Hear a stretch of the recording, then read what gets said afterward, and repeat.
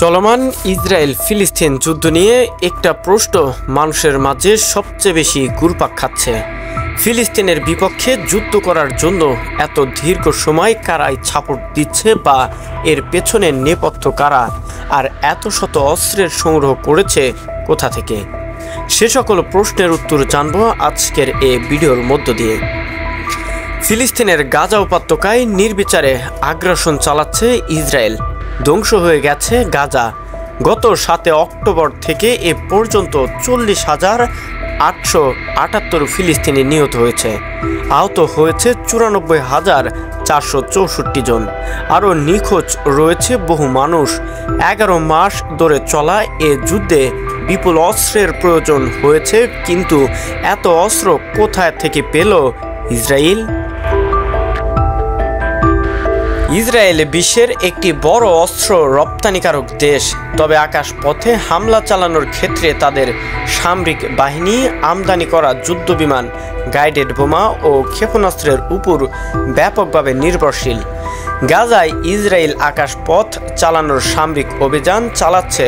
বিশেষজ্ঞরা তাকে সাম্প্রতিক ইতিহাসের অন্যতম তীব্র ও ধ্বংসযোগ্য বলে উল্লেখ করেছেন।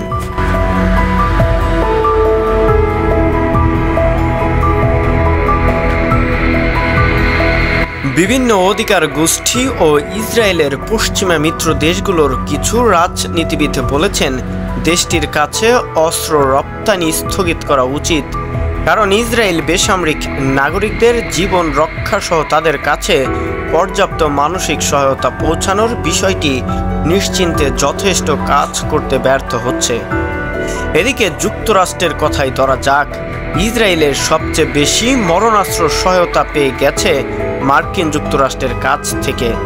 স্টকহোম ইন্টারন্যাশনাল পিস রিসার্চ ইনস্টিটিউটের SIPRI তথ্য অনুসারে 2019 থেকে 2023 সালের মধ্যে ইসরায়েলের প্রধান প্রচলিত অস্ত্র রপ্তানির 69% এসেছে যুক্তরাষ্ট্রের কাছ থেকে। যুক্তরাষ্ট্র 10 বছর মেয়াদী একটি চুক্তির আওতায় ইসরায়েলকে $3.8 বিলিয়ন মার্কিন ডলারের বার্ষিক সামরিক সহায়তা দিয়ে থাকে। এর উদ্দেশ্য ইসরায়েলকে তার প্রতিবেশী দেশগুলোর চেয়ে গুণগত সামরিক শক্তিতে এগিয়ে রাখা। মার্কিন গণমাধ্যম গত মার্চে জানায়, গাজা যুদ্ধ শুরুর পর থেকে তখন পর্যন্ত বাইডেন প্রশাসন চুপিসারে ইসরায়েলের কাছে 100টির বেশি ধাপে সামরিক সরঞ্জাম বিক্রি করেছে। বেশিরভাগ ক্ষেত্রে এর মূল্য ডলারের হিসেবে এমন পরিমাণ ছিল যে ক্ষেত্রে কংগ্রেসের আনুষ্ঠানিকভাবে জানানোর দরকার হয় না। এসব অস্ত্রের মধ্যে হাজার হাজার গাইডেড বোমা, ছোট ব্যাসের বোমা, ব্যাংকার বাস্টার ও ছোট অস্ত্র ছিল বলে জানা গেছে এ সকল তথ্যে।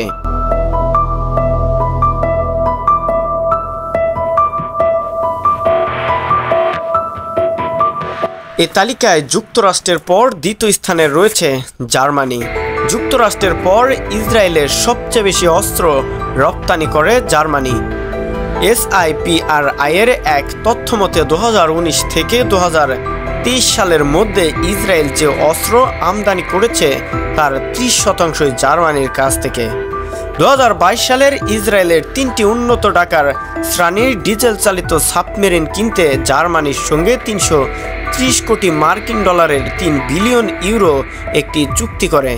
এগুলো 2031 সালের পর থেকে সরবরাহ করা হতে পারে বলে জানিয়েছে এমন তথ্যে। বর্তমানে ইসরায়েল নৌবাহিনী জার্মানির নির্মিত ডলফিন শ্রেণীর সাবমেরিন ব্যবহার করে। এগুলোর স্থলে তারা ঢাকার শ্রেণীর ডিজেল চালিত সাবমেরিন ব্যবহার করবে। গত বছর ইসরায়েলের কাছে ইউরোপীয় দেশটির অস্ত্র বিক্রির আর্থিক মূল্য ছিল 36 কোটি 10 লাখ মার্কিন ডলার, 32 কোটি 65 লাখ ইউরোর উপরে। 2022 সালে এ তথ্য মতে 10 গুণ বেশি আরও লাভ করে দেশটি। গত বছরের 7 অক্টোবরের পর থেকেই এই অস্ত্র রপ্তানি ও লাইসেন্সগুলোর বেশিরভাগ মঞ্জুর করা হয়েছিল জার্মানির অথরিটি থেকে।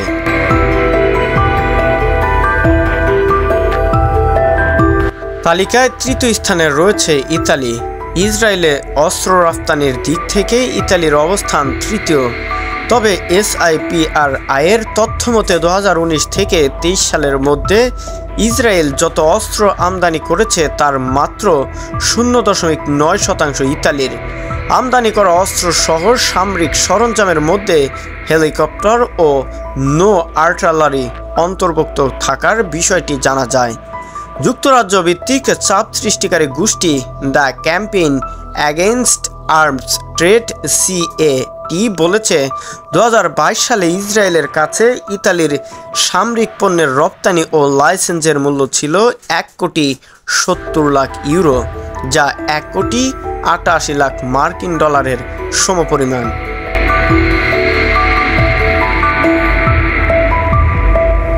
ইতালির পরের অবস্থান যুক্তরাজ্যর।